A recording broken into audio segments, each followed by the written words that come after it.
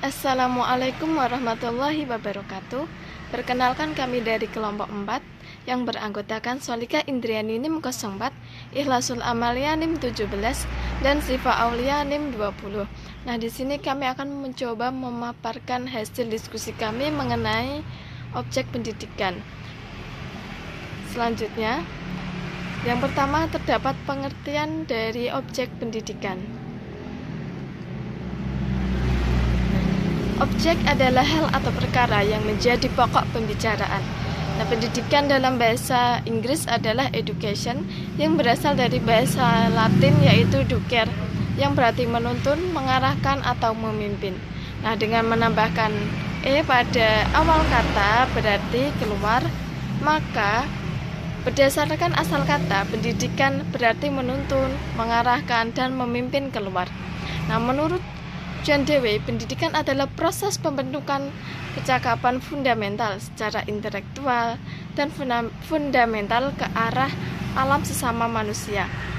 Nah, secara Frederick J. McDonald juga berpendapat pendidikan adalah suatu proses atau kegiatan yang diarahkan untuk merubah tabiat.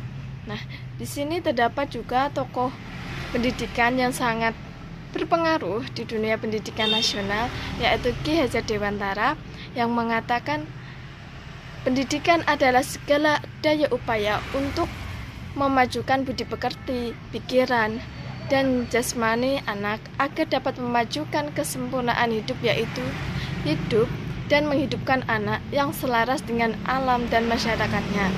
Nah, jadi pendidikan adalah sebuah proses yang dilaksanakan dengan terencana dan secara langsung untuk mendidik, mendewasakan, serta meningkatkan tingkat kehidupan anak secara utuh. Nah, berdasarkan pernyataan-pernyataan di atas dapat disimpulkan bahwa objek pendidikan merupakan murid atau orang yang menerima dan menjalani proses pendidikan yang dilangsungkan oleh subjek pendidikan ataupun yang dialami langsung oleh objek melalui pengalaman sehari-hari dan relasi objek dengan subjek dan objek lain serta relasi dengan alam atau lingkungan. Selanjutnya terdapat Quran surat At-Tahrim ayat 6. Bismillahirrahmanirrahim. Ya ayyuhalladzina amanu qu anfusakum wa ahlikum naram waquduhan nas wal hijarah 'alaiha malaikatun giladun syidadun la yasma'una Allahu ma amrahum wa ya'aluna ma yu'marun. Yang artinya, hai orang-orang yang beriman, peliharalah dirimu dan keluargamu dari api neraka yang bahan bakarnya adalah manusia dan batu. Penjaganya malaikat-malaikat yang kasar, keras, dan tidak mendurhakai Allah terhadap apa yang diperintahkannya kepada mereka dan selalu mengerjakan apa yang diperintahkan. Quran Surat At-Tahrim ayat 6. Selanjutnya terdapat mufradat dari ayat. Yang pertama, ya ayyuha, yang artinya wahai, alladzina, yang artinya orang-orang yang amanu, beriman, ku, artinya peliharalah, anfusakum, diri kalian sendiri, wa ahlikum, dan keluargamu, naro, yang artinya api atau neraka, waquduha, dan bahan bakarnya, anas, manusia. Selanjutnya wal hijarah, dan batu-batu, alaiha, atasnya, malaikatu, malaikat, giladu, yang kasar, sidadun, yang keras, la, tidak, yaksuna, mendurhakakan Allah. Nah, selanjutnya terdapat asbabun nuzul dari Quran surat At-Tahrim ayat 6 yang akan disampaikan oleh Mbak Ikhlasul Amalia. Assalamualaikum warahmatullahi wabarakatuh. Perkenalkan, nama saya Ikhlasul Amalia, NIM 17. Di sini saya akan melanjutkan penjelasan dari Mbak Indri mengenai asbabun nuzul Quran surat At-Tahrim ayat 6.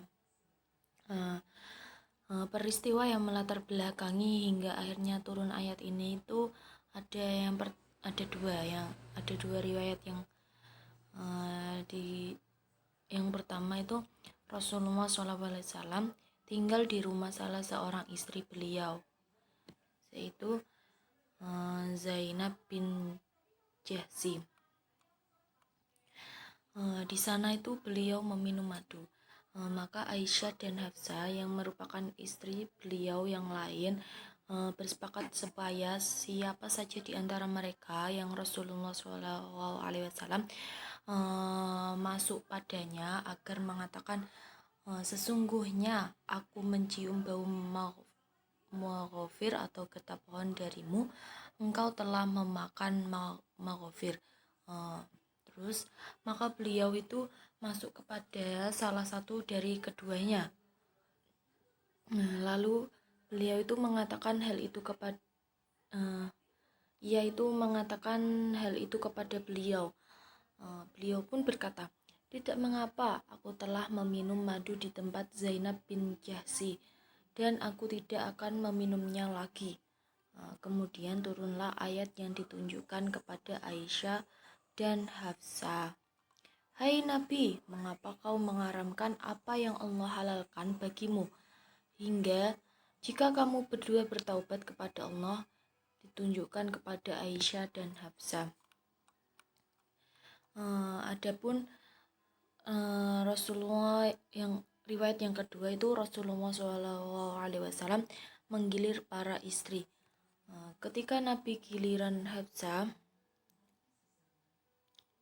tiba giliran Hafsah, maka dia meminta izin berkunjung kepada orang tuanya dan Nabi memberi izin. Ketika Hafsah keluar, itu Nabi memanggil seorang budak perempuan beliau yang bernama Maria Al-Qibtiyah dan berbincang-bincang dengannya di kamar Hafsah.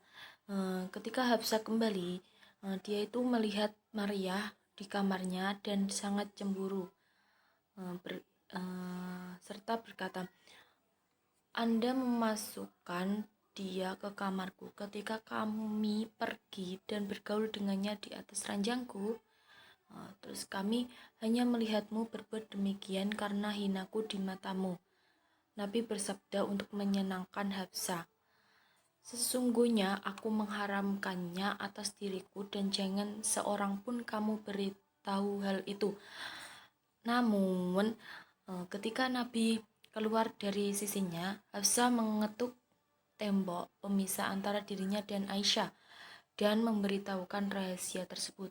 Rahasia tersebut diberitahukan kepada Aisyah, gitu. Maka Nabi marah dan bersumpah bahwa beliau tidak akan mengunjungi para istri selama sebulan. Maka Allah menurunkan ayat, hai Nabi, mengapa kamu mengharamkan apa yang Allah menghalalkan bagimu? Gitu. Kemudian setelah ayat 6 ini turun, terjadi peristiwa seperti berikut. Telah diriwayatkan bahwa Umar berkata ketika ayat ini turun, wahai Rasulullah, kita menjaga diri kita sendiri, tetapi bagaimana kita menjaga keluarga kita? Rasulullah SAW menjawab, kamu larang mereka mengerjakan apa yang dilarang Allah untukmu, dan kamu perintah kepada mereka apa yang diperintah Allah kepadamu. Itulah penjagaan diri mereka dengan neraka. Itu sebabnya. Yang selanjutnya, penafsiran Quran Surat At-Tahrim ayat 6. Surat At-Tahrim yang berarti mengharamkan diturunkan di kota Madinah dan termasuk golongan surat Madaniyah, yaitu surat yang turun setelah hijrahnya beliau atau Nabi SAW dari kota Makkah ke kota Madinah.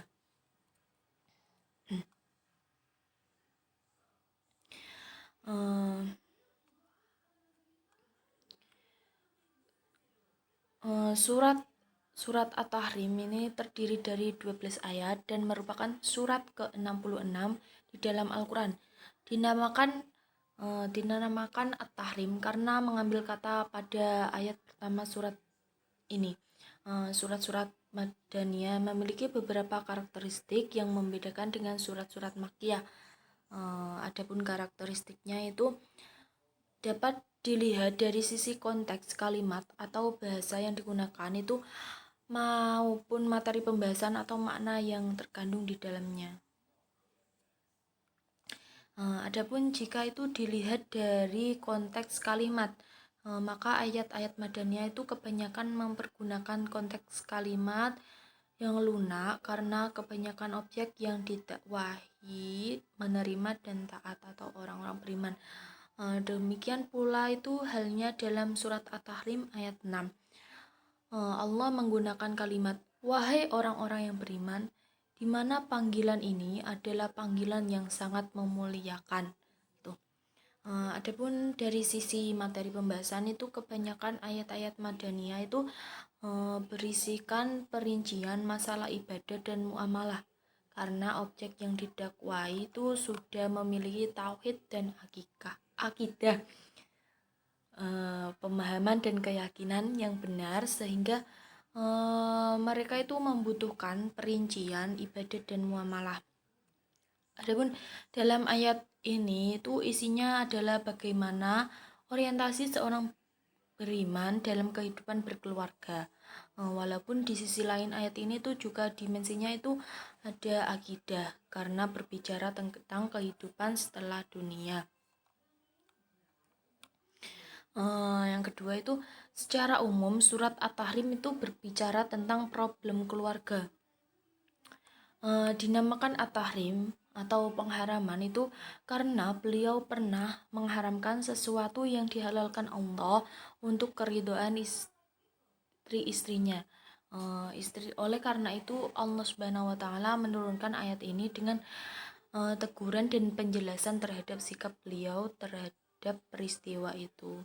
Seperti yang sudah saya terangkan di asbabun nuzul tadi. Yang selanjutnya munasabah surat At-Tahrim ayat 6. Yang pertama itu munasabah surat At-Tahrim dengan surat sebelumnya, itu surat Quran surat At-Tolak. Di dalam surat At-Tolak memuat pembicaraan tentang tindakan yang membuat sesuatu yang dihalalkan oleh Allah menjadi haram, yaitu talak, serta disebutkan itu bagaimana seharusnya bergaul dan bertindak terhadap istri.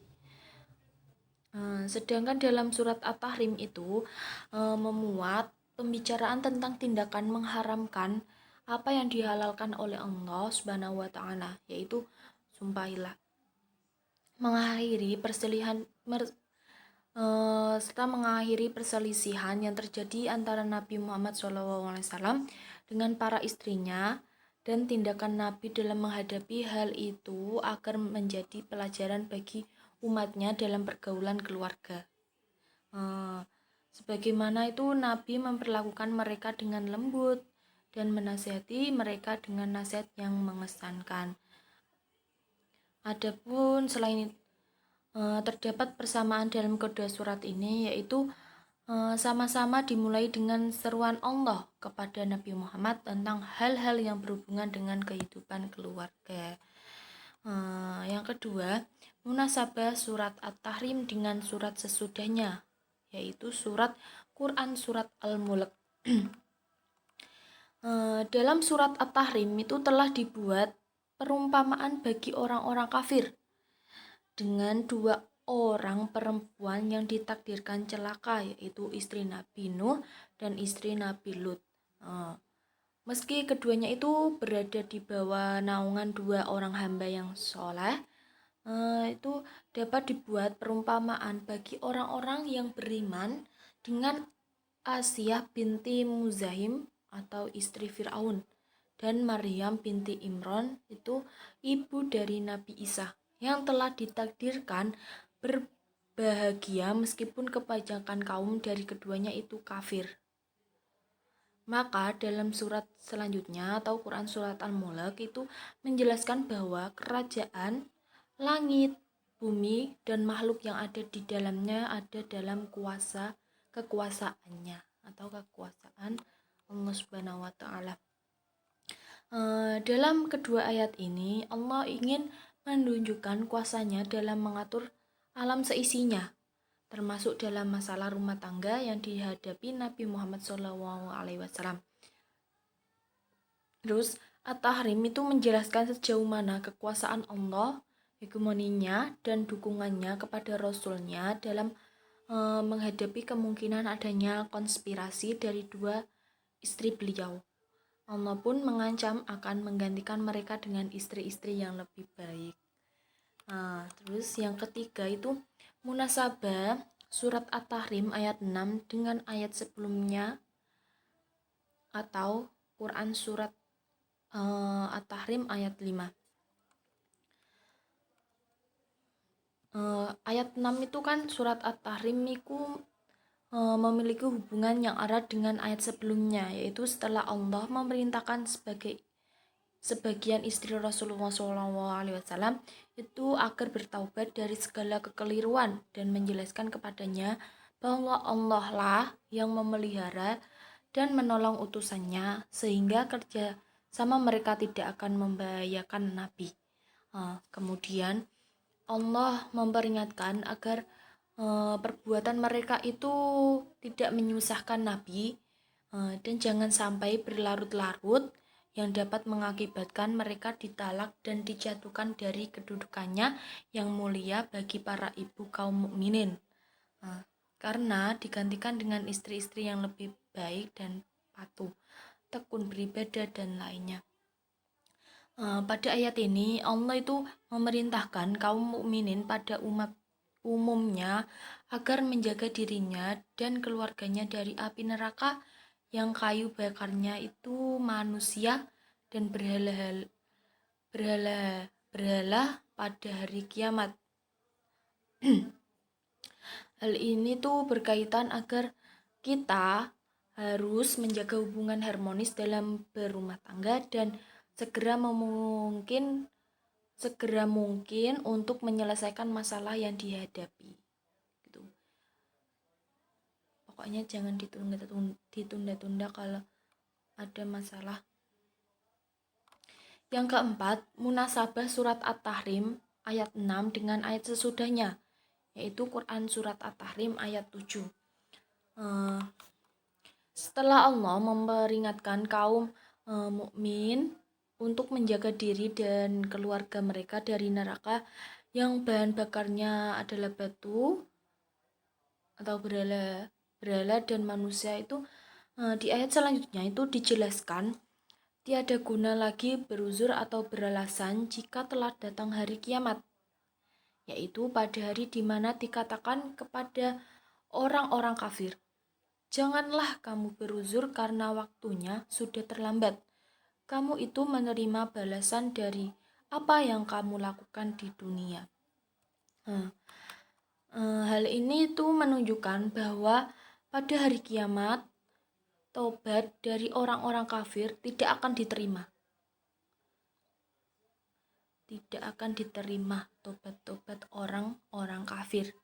Begitu juga alasan penyesalan dan permintaan maafan mereka. Semua alasan penyesalan dan permintaan maaf mereka itu pada saat hari kiamat itu tidak diterima lagi. Walaupun tidak ada gunanya, larangan tentang mengemukakan uzur tetap dikatakan dengan maksud untuk benar-benar menciptakan keputusan dan frustasi. Itu yang bisa saya jelaskan. Apabila ada tutur kata yang kurang berkenan dan selanjutnya akan dilanjutkan oleh Mbak Syifa. Assalamualaikum warahmatullahi wabarakatuh. Perkenalkan, nama saya Syifa Aulia, NIM 20. Di sini saya akan melanjutkan penjelasan dari Mbak Amel mengenai nilai-nilai pendidikan Quran surat At-Tahrim ayat 6. Sebelumnya, apa sih pengertian dari nilai pendidikan Islam itu sendiri? Nilai-nilai pendidikan Islam itu usaha untuk menjadikan nilai-nilai pendidikan dikenal, dipahami, dilaksanakan dalam kehidupan sehari-hari masyarakat. Nah, ada 2 nilai pendidikan dalam Quran Surat At-Tahrim ayat 6. Yang pertama ini ada nilai keimanan. Iman itu adalah percaya. Iman ini itu adalah dasar dalam Islam, yang dimana identik dengan tauhid, yang dimana juga dia tauhid atau keimanan sesuatu itu sudah ada di dalam diri manusia sejak ditiupkan ruh pada diri manusia ketika berada di dalam kandungan seorang ibu. Nah, nilai keimanan ini adalah nilai yang sangat penting ya dalam kehidupan, karena manusia itu selalu butuh terhadap nikmat yang ada pada Allah yang diberikan kepada hamba-hambanya yang selalu meyakininya ini percaya atau iman dengan taatnya, sehingga itu manusia selalu berharap kepada Allah bisa memberi syafaat di dunia dan di akhirat, bisa memberi pertolongannya. Iman ini adalah satu-satunya kekuatan yang membangkitkan istiqomah dan petunjuk pada perilaku anak-anak. Salah satu bukti keimanan terhadap Allah adalah suatu peringatan kepada setiap muslim yang beriman tentang kewajiban menjaga dan memelihara diri sendiri, keluarga dan kerabatnya dari api neraka dengan dasar iman dan bertakwa kepada Allah Subhanahu wa taala. Nah,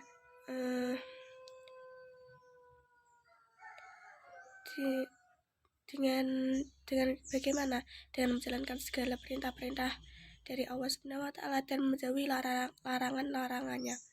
Kemudian juga berusaha untuk menasihati, mendidik, dan memberi pengertian kepada keluarga dan kerabat dekatnya untuk selalu bertakwa kepada Allah, supaya mereka terhindar dari api neraka.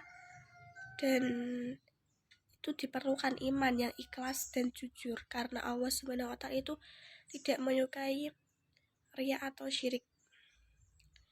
Terus juga ada menurut Ramayulis ya, itu ada cara yang ditempuh orang tua muslim untuk dalam pendidikan keimanan untuk anaknya. Itu ada amal keagamaan, juga ada menjauhkan anak-anak dari segala sesuatu yang dapat merusak keimanan anak. Ada juga khusus bagi remaja itu harus bisa memecahkan masalah yang dihadapinya dengan pendekatan ketuhanan.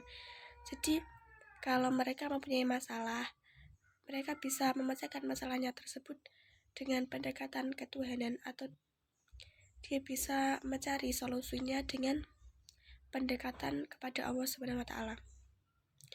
Yang kedua ini ada nilai tanggung jawab. Pendidikan yang berlangsung dalam keluarga merupakan tanggung jawab orang tua. Di dalam keluarga keyakinan agama, nilai budaya, nilai moral, dan keterampilan diberikan pada anak sedini mungkin. Di sini orang tua itu memikul beban dan tanggung jawab selain dirinya sendiri juga keluarganya dari api neraka.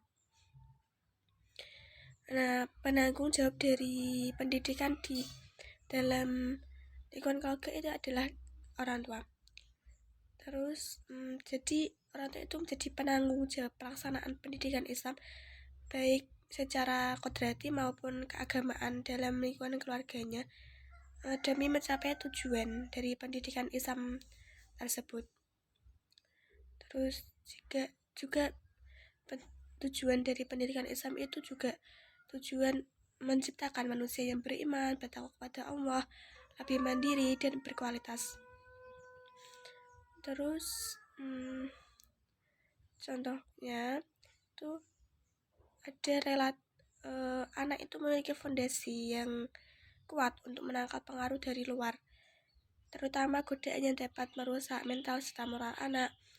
Jadi dalam keluarga itu dia sudah dididik untuk fondasinya kuat, sehingga dia tidak terpengaruh dari godaan-godaan di luar yang bisa merusak mental serta moral si anak tersebut. Selanjutnya ini ada penerapan Quran Surat At-Tahrim ayat 6. Di sini yang pertama ada mengajarkan agama kepada anak. pengaruh keluarga terhadap pendidikan anak ini sangat penting sekali, karena anak ini lahir dalam keadaan lemah. Jadi pendidikan keluarga adalah pendidikan yang diberikan dalam lingkungan keluarga dengan menempatkan ibu dan bapak itu sebagai pendidik kodrati yang pertama bagi si anak. Yang kedua itu ada selalu mengingatkan untuk beriman dan bertakwa kepada Allah Subhanahu wa taala, pada keluarga dan kerabat dekat. Jadi keluarga dan kerabat dekatnya itu selalu diingatkan, selalu dinasehati untuk beriman dan bertakwa kepada Allah, untuk selalu beribadah kepada Allah agar terhindar dari api neraka. Terus itu yang ketiga, tidak ada perceraian di dalam keluarga, karena itu juga akan berdampak pada si anak atau di dalam lingkungan keluarga tersebut akan berdampak.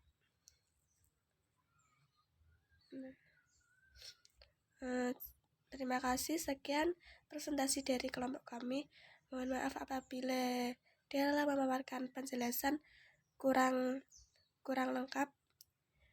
Terima kasih. Wassalamualaikum warahmatullahi wabarakatuh.